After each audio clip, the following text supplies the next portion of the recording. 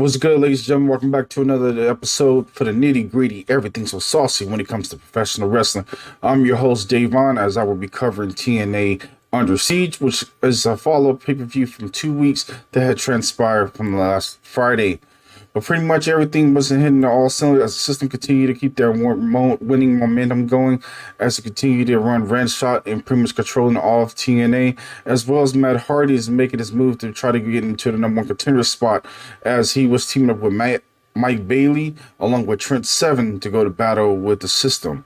And it was so much more that pretty much took place out of Albany, New York, as things was pretty much just all pandemonium when it came to all the matches on the card. But pretty much let's go ahead and get into the nitty gritty, everything that pretty much you guys came for. We'll start off with the pre-show, which was Rhino taking on VSK. This match was pretty much truly delivered when it came to everything initially happened. It was a great match, a lot of back and forth when it came to chain wrestling, and pretty much it was just all hard-hitting action directly from there. The follow-up to the match happened when Rhino pretty much picked the victory with the gore, follow up with a belly-to-belly suplex, and then actually got the initial pin for the 1, 2, 3. I really enjoyed this match. Truly couldn't ask for anything better when it came to this direct start of the pre-show when it came to Under Siege. But I look forward to seeing more of what Rhino continue to do, as he's a longevity legend in the business and he continued to go like he was still in his prime. Then we got ready for tag team action. We had the full blood Italians members Ray Jazz and Zach Clayton, alongside with as their manager Little Guido. And tag team action taking on the Bay Tree. And I feel like this match was lackluster, but not too bad. It was a whole lot of back and forth with tag team transitional moves, and I truly enjoyed this match as well. But it was okay. It pretty much kept me glued on to the match, and I pretty much didn't get bored with it whatsoever. But I truly enjoyed everything that initially happened when it came to everything that happened.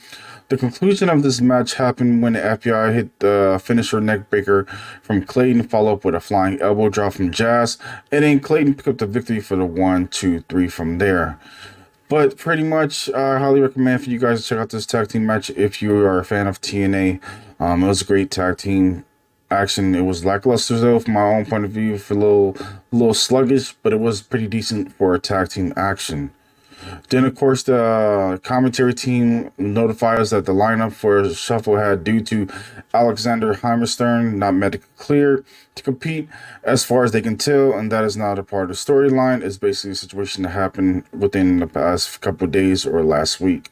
So Rich Swann will be wrestling Jake Something, and KC Navarro stepped in for Swann for his original assignment from there. Then we get things underway for the next following match under the pre-show. It was a TNA Digital Media Championship, which we had the champion Laredo Kid taking on NC Navarro. Pretty much it wasn't scheduled to be a championship match, but after Rich Swann got switched over to the other match, Laredo Kid put the title on the line, and this was a lot of back and forth, fast pace, everything you truly can ask for.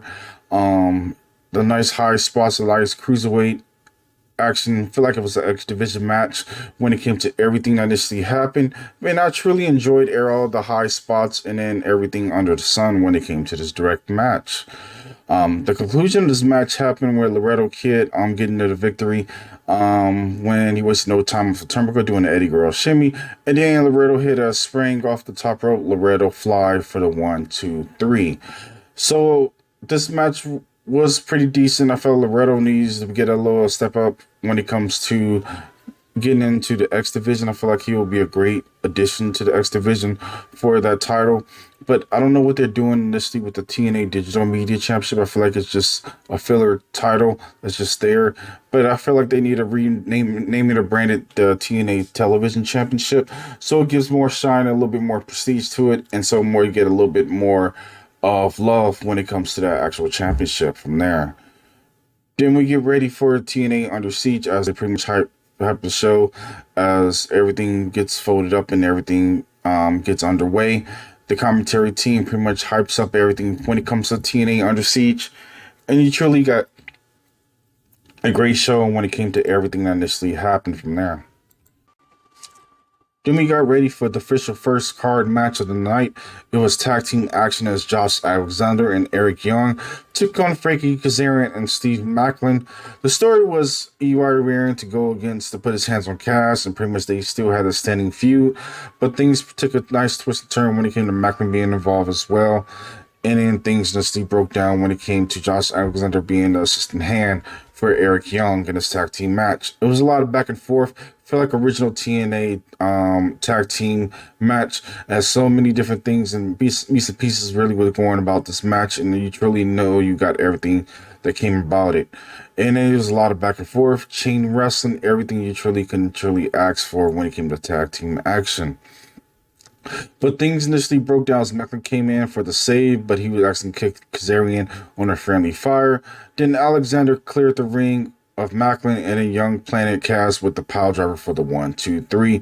As it continued to be the development story of that feud between Eric Young and Frankie Kazarian, I look forward to seeing what happens on the online between Steve Maclin and Frankie Kazarian, as they showed earlier in the pre-show that they had some kind of tensions building up as Steve Maclin was looking to do his own thing, but Frankie Kazarian pretty much wanted him to be focused on what his initial agenda was when it came to the whole situation with Eric Young and so much more.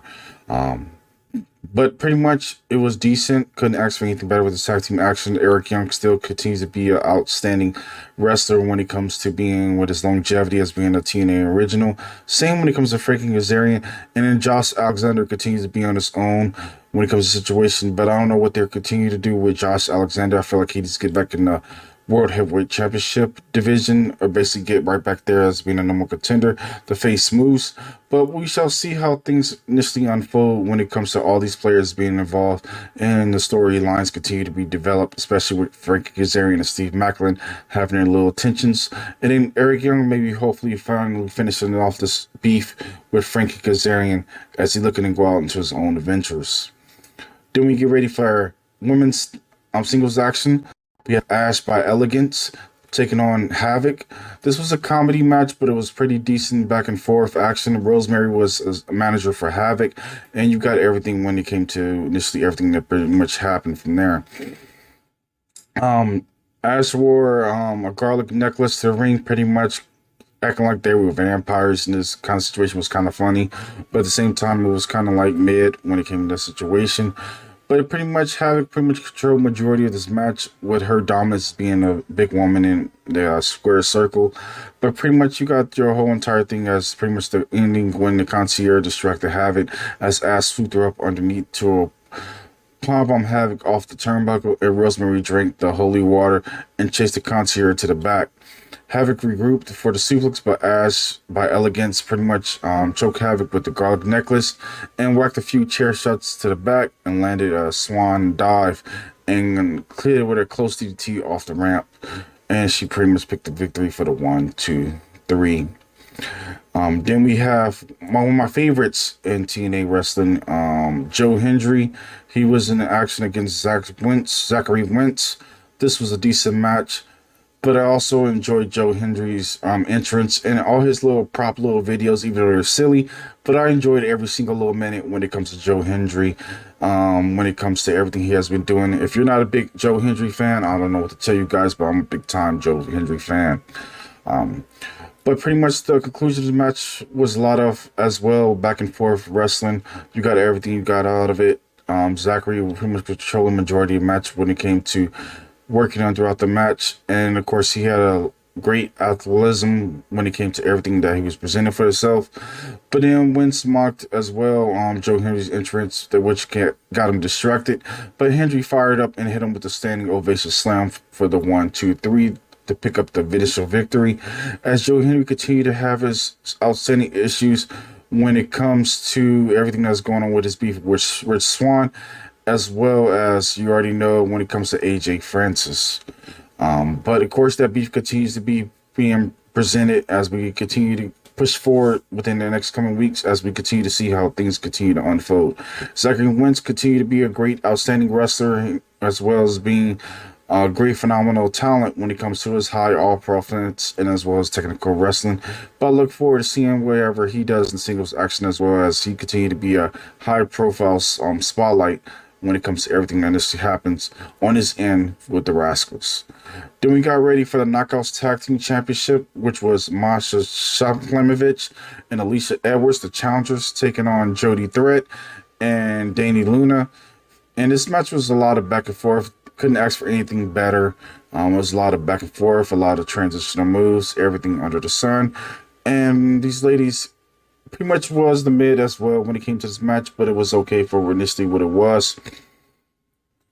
When the things continued to go straight out the floor, Alisha pulled a candlestick out and called Lena Chinu in the act, but then they called it distracting, but Alisha clobbered her with a foreign object. And then Slamovich smashed Threat with a gut-rich powerbomb. Then Alisha served a pedigree for the win, and then they ended up becoming the new TNA Knockouts Women's Tag Team Champions.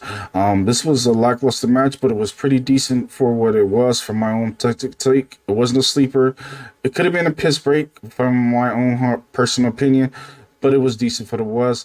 But now, pretty much now, the system has nearly all the major championships in TNA, and they're looking phenomenal when it comes to having all the gold. They already have the TNA World Tag Team Championships, as well as the TNA Knockouts Tag Team Championships, and Moose has the World Heavyweight Championship under his belt. So pretty much I look forward to seeing with the system continue to be a dominant faction and holding all the power when it comes to Under Siege.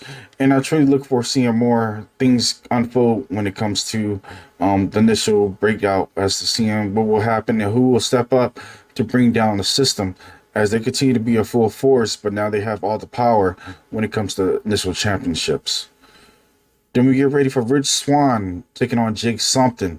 This is like a big versus small, David versus Goliath. There was a lot of back and forth action.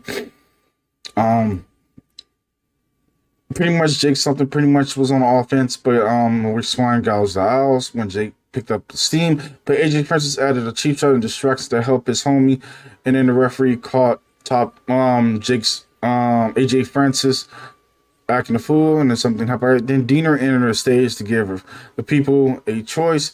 Instead of throwing out the match, he could chop down AJ Francis tree, and then pretty much the fans choose fist cuffs, and then Diener charged in with punches. However, it wasn't long enough until AJ Francis pretty much hit him with the chokeslam on the apron, and then Jake then launched a dive onto AJ Francis, and then Swann did the same thing on Jake, and then Swann hit a cutter into the ring. Then he finished with a frog splash for the 1, 2, 3 after the distraction. But it was a lackluster as well as singles action, but it was pretty decent for what it was. TNA continued to put on a phenomenal wrestling, but when it comes to this development or the pace of the match, it needs to pick up just a little bit more. Then we have a returning Josh Gresham. He came back like a great Muda kind of style, loving the new mask, and pretty much he was in action against KUSHIDA. Pretty much it threw KUSHIDA directly off his game, as pretty much the commentary hyped up the reason why Jonathan Gresham wanted to go with the initial mask, but pretty much things initially broke off from there as things initially broke down in a different technical style of how things were, but it made Jonathan Gresham look like a badass when it came to the mask. And then pretty much throughout the match, there was a whole lot going on. And then Jonathan Gresham pretty much had a lot of animal instincts took over at the time of the match, such as biting his opponent. Then Gresham was cussed up, black ink coming up. And then on the finish, KUSHIDA connected to a Tonka punch onto the kisser, but Gresham caught him with the ink again, and he gained control in the octopus submission and smeared the ink from his hands into KUSHIDA's mouth. And then Gresham pinned KUSHIDA down to the mat for the pin as the time splitter choked into agony, as KUSHIDA needed medical assistance to go to the back, as it made Jonathan Gresham look like a true badass when it came to everything initially happened. I look forward to seeing more of this persona when it comes to Jonathan Gresham, as making him look like a dominant heel, but at the same time giving that great Muda kind of style kind of setup when it comes to the Black Mist, and pretty much is making everything look phenomenal when it comes to that situation. Then we got ready for mixed tag team action, was Jordynne Grace and PCO taking on Steph, Dan Lenzer, and Big Con. This is the intergender rules, so everyone was fair game down to the stretch, and pretty much everything pretty much broke out, and it was a lot of back and forth, a lot of interesting moves. It was one spot where Big Con had Jordynne Grace up for a fireman's carry, but pretty much she thought she was gonna get Samoa drop, but pretty much she was able to counter that move, which she stated on the social media. But things just broke down as a Juggernaut Clubber with a power bomb and then a spinning back fist, and pretty much she was able to hit the half Nelson driver to pick up the victory over Steph Lanzer. And this was a lot of back forth, a lot of entwine. This was a true gimmick match as well, but you truly got your money's worth when it came to this mixed tag team action. Just in general, from everything that initially transpired. Then we got ready for X Division championship match, Mustafa Ali versus Ace Austin. I feel like this was the prime way of how you deliver when it comes to X Division match. Ali was given a whole lot of moves. It was a lot of highlights of transition moves. Chris Bay was not in the venue, so pretty much Ace Austin was going alone when it came to everything initially broke down. But this was a great singles action, a lot of back and forth, chain wrestling, high spot dives, the whole entire 9 yards, and the fans were chanting "This is awesome" when it came to this match. They also was chanting Mustafa Ali throughout the majority of the match, but things initially broke down as security caused a distraction as Ace handled them, and then he stood hit his finisher, and then Ali was able to pull out of the ring by his security and then turn the tie to a via 450 splash after his security initially caused the distraction on Ace Austin. But I look forward to seeing more of this when it comes to them actually beefing up and having another situation from there.